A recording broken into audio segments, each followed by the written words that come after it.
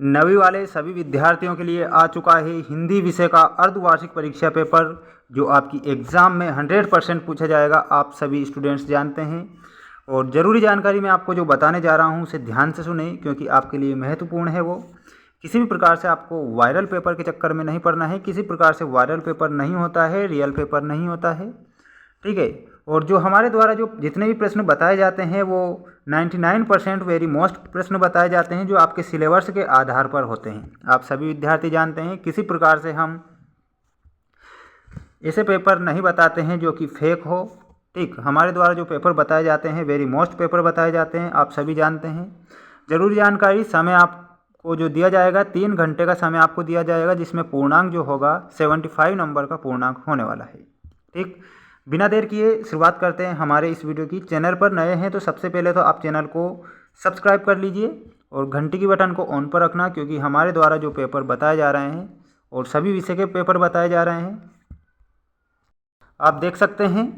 जो क्वेश्चन है सही जोड़ी मिलाइए में, क्योंकि हमने पिछले वीडियो में जो क्वेश्चन बताए थे सही विकल्प चुनकर लिखिए, और सही जोड़ी वाले क्वेश्चन अति महत्वपूर्ण प्रश्न हमने बता दिए हैं पिछले वीडियो में। तो आप चैनल पर जाकर उस वीडियो को भी अच्छे से देख सकते हैं। जो अब हम जानेंगे सही जोड़ी मिलाई वाले क्वेश्चन। पहला क्वेश्चन है पंचवटी। पंचवटी में आपको करेक्ट जो मिलाना है, क्या है पंचवटी? खंडकाव्य है। क्या है पंचवटी? खंडकाव्य आपको बताना है। इसके बाद जो महाकाव्य है, महाकाव्य में आप करेक्ट जो मिलाएंगे कामायनी।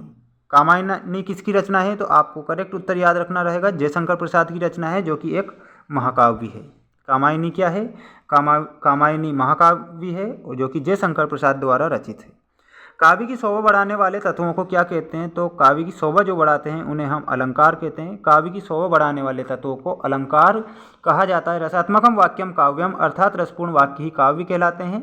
तो ये किसके द्वारा है? तो आचार्य विश्वनाथ के अनुसार। आभूषण में आप करेक्ट जो उत्तर मिलाएंगे वो मिलाएंगे ऑप्शन नंबर बी से, अलंकार आभूषण में। श्लेष का अर्थ क्या होता है? वेरी मोस्ट क्वेश्चन है। श्लेष का अर्थ होता है चिपका हुआ। रसात्मकम वाक्यम काव्यम, अर्थात विश्वनाथ के अनुसार रसात्मकम वाक्यम काव्यम अर्थात रसपूर्ण वाक्य ही काव्य कहलाते हैं, ठीक। और इसके बाद हम बढ़ते हैं हमारे नेक्स्ट क्वेश्चन की ओर, और इसमें जो क्वेश्चन आपसे पूछे गए हैं वो पूछे गए हैं, आप देख सकते हैं। एक शब्द या एक वाक्य में उत्तर दीजिए में राम स्वरूप एवं गोपाल प्रसाद किस जमाने के बुजुर्ग हैं? राम प्रसाद एवं गोपाल प्रसाद किस जमाने के बुजुर्ग हैं? तो आपको करेक्ट उत्तर बताना रहेगा प्राचीन जमाने के बुजुर्ग हैं। जो राम प्रसाद और गोपाल प्रसाद हैं वो प्राचीन जमाने के बुजुर्ग हैं। क्या बताएंगे? प्राचीन जमाने के बुजुर्ग। हाँ मैंने बीए पास किया है, कोई चोरी नहीं की, यह कथन किसका है? तो आपको करेक्ट उत्तर बताना है उमा का। किसका था ये कथन? उमा का है कि हाँ मैंने बीए पास किया है, कोई चोरी नहीं की। मेरे संग की औरतें के लेखक या फिर लेखिका कौन है? तो आपको मृदुला गर्ग करेक्ट उत्तर बताना है। क्या बताएंगे? मृदुला गर्ग आप करेक्ट बताएंगे। रामस्वरूप अपने बेटी को क्या पढ़ाना चाहते थे? तो बीए पढ़ाना चाहते थे। परदादी की बात सुनकर क्या चोर का हृदय परिवर्तित हो गया? तो आपको हाँ बताना है। अग्नि का पर्यायवाची शब्द आपको आग बताना है। पर्यायवाची शब्द भी आपको ध्यान से पढ़ना है।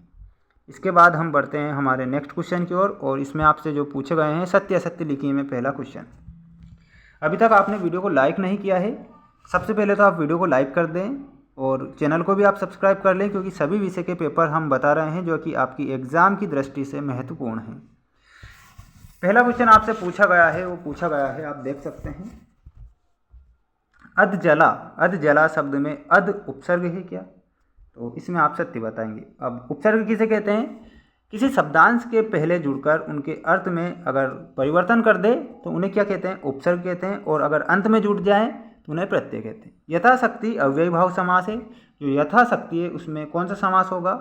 अव्ययी भाव समास। आपको करेक्ट उत्तर बताना है, यानी कि अव्ययी भाव समास। ये बात सत्य है। संस्कृत से जो लिए गए शब्द तद्भव शब्द कहलाते हैं क्या? तो इसमें आपको असत्य बताना है, क्योंकि जो संस्कृत से जो शब्द लिए जाते हैं उन्हें हम तत्सम शब्द कहते हैं। गले का हार होना मुहावरे का अर्थ क्या बहुत प्रिय होता है? गले का हार होना, तो इसमें आप सत्य बताएंगे। आरसीवाद शब्द शुद्धि है क्या? तो ये आपको असत्य बताना है, क्योंकि आरसीवाद शब्द अशुद्धि हो जाएगा। समास के 3 भेद होते हैं, ये भी आपको असत्य बताना है। सभी जानते हैं समास के कितने भेद होते हैं? समास के 6 भेद होते हैं। इस प्रकार मैंने आपको ये सारे के सारे क्वेश्चन के आंसर बता दिए हैं। जैसे कि हमने जितने भी क्वेश्चन बताए हैं उन्हें आप अपनी कॉपी में नोट करें और अच्छे से प्रैक्टिस करें। अब हम मिलते हैं नेक्स्ट वीडियो में। जय हिंद।